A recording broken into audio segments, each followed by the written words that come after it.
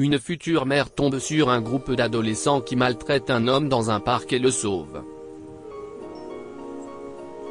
Des années plus tard, alors qu'elle s'y attend le moins, il lui rend l'appareil. Diana était au sommet du monde. Elle était fiancée à un homme merveilleux, et elle était enceinte de 7 mois. La famille heureuse dont elle avait rêvé toute sa vie était enfin à sa portée. Pendant sa pause déjeuner, Diana avait fait du shopping pour acheter des vêtements de bébé, et maintenant elle se promenait tranquillement dans un parc voisin, en dégustant une glace. La vie était parfaite, pensait Diana, et s'y est alors qu'elle a entendu un cri. Juste devant elle, à travers les arbres, elle aperçoit un groupe de personnes debout autour d'un banc public. En s'approchant, elle a remarqué que 4 adolescents se tenaient autour d'un homme à l'attitude menaçante. Diana a entendu leur voix moqueuse, « Dégage, sac à merde. On n'a pas besoin d'ordures comme toi dans ce parc. » Ouais, ricane l'un des deux. Ma petite sœur joue ici. Je ne veux pas que des pervers comme toi traînent dans le coin. S'il vous plaît, dit l'homme aux adolescents qui l'entouraient, en leur montrant un paquet en papier brun. Je ne suis pas un pervers. Regardez. Vous voyez ? Je viens juste ici pour manger mon déjeuner. Diana a vu un des adolescents s'avancer et pousser l'homme. Le paquet s'est renversé sur le sol et un sandwich et 2 pommes en sont sortis. L'un des adolescents a immédiatement piétiné le sandwich, au grand désarroi de l'homme. Si est ma nourriture, s'écrie l'homme. J'ai travaillé dur pour avoir l'argent pour l'acheter. L'adolescent a souri. Dommage, sac à merde. Tu vas avoir faim aujourd'hui. Si est alors que Diana a reconnu le plus fort et le plus audacieux des adolescents.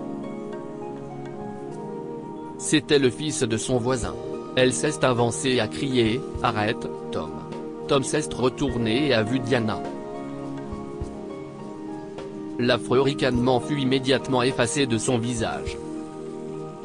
« Oh, s'est-il exclamé. Miss Lamb, qu'est-ce ce que tu crois faire, Tom ?» demanda Diana. « Laisse cet homme tranquille. » Mais, Miss Lamb, Tom s'est plaint. Si est un vagabond, et il pue, et il est juste en face de la cour de récréation. Je ne suis pas un vagabond, a dit l'homme. Je travaille sur le chantier de construction de l'autre côté de la route. Je viens ici à cause de toute la poussière. Vous avez persécuté ce pauvre homme parce qu'il est sale ? Demande Diana, en colère. Vous devriez avoir honte, les garçons. Et toi, Tom ? Tu peux être sûr que ta mère va entendre parler de ça. S'il vous plaît, Miss Lamb, a haleté Tom. S'il vous plaît, ne le dites pas à ma mère. Partez d'ici, dit Diana. Que je ne vous surprenne plus jamais à brutaliser quelqu'un. Les 4 garçons se sont enfuis, l'air effrayé. Diana savait que, comme toutes les brutes, ils étaient des lâches dans l'âme. L'homme que les garçons avaient malmené était à genoux, essayant de sauver son repas.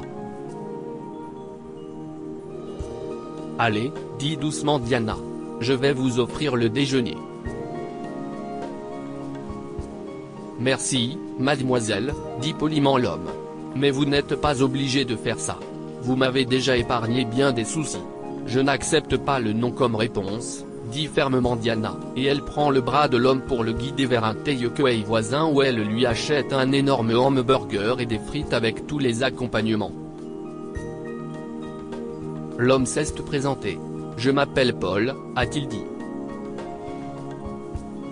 Paul Carter. Je suis de Seattle. J'ai un diplôme en gestion des affaires, et je voulais trouver un emploi ici.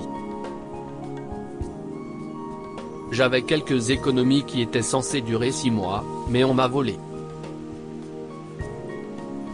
Alors maintenant, je travaille dans la construction, et il me laisse dormir dans le hangar. Il a haussé les épaules, et des larmes ont rempli ses yeux. Les garçons ont raison, je sens vraiment mauvais. Ma pauvre mère serait horrifiée si elle me voyait maintenant. Si est absurde, dit fermement Diana. Beaucoup de gens seraient rentrés chez eux en courant, la queue entre les jambes, mais vous n'avez pas abandonné. Votre mère serait très fière de vous. Le visage de Paul s'illumine d'un immense sourire. Merci, a-t-il dit à Diana.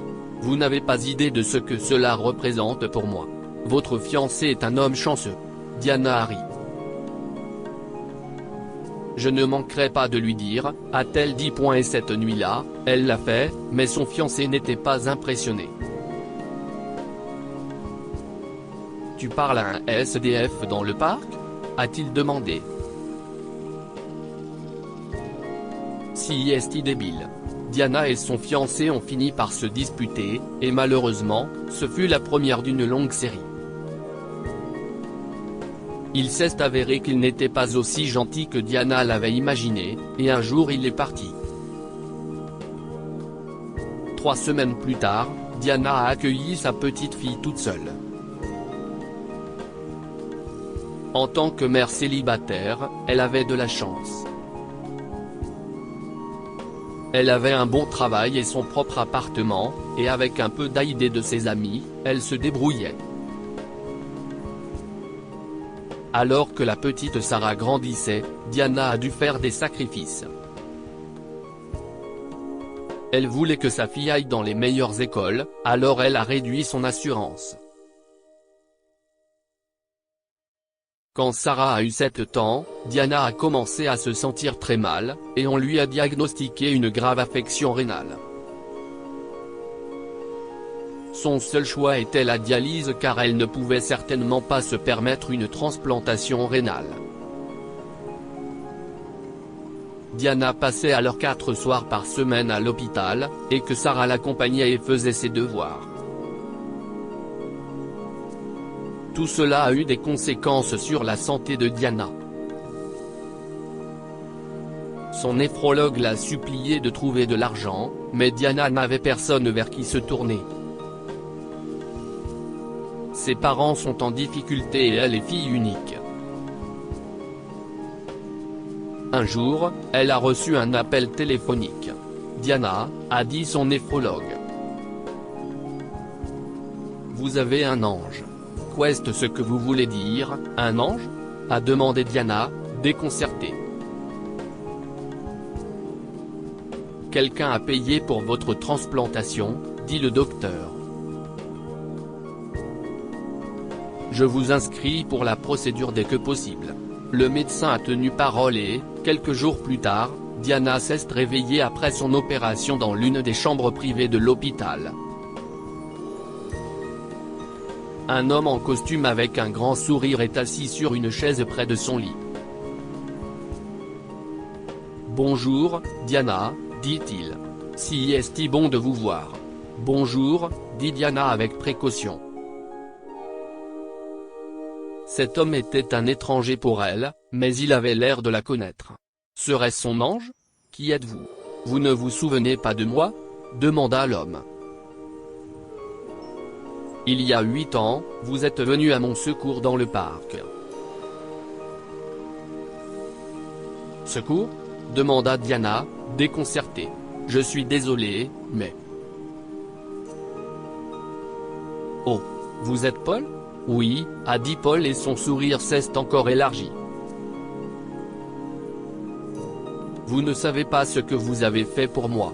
Vous m'avez donné la force et l'inspiration pour me battre pour mon rêve, et maintenant je dirige ce groupe médical. Quand je vous ai vu ici et que j'ai appris que vous aviez besoin d'une greffe, j'ai su que j'avais enfin la chance de transformer votre vie comme vous avez transformé la mienne.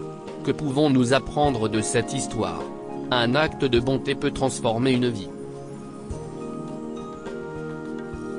Ce qui peut vous sembler le plus petit geste peut transformer la vie de quelqu'un et l'inciter à la grandeur.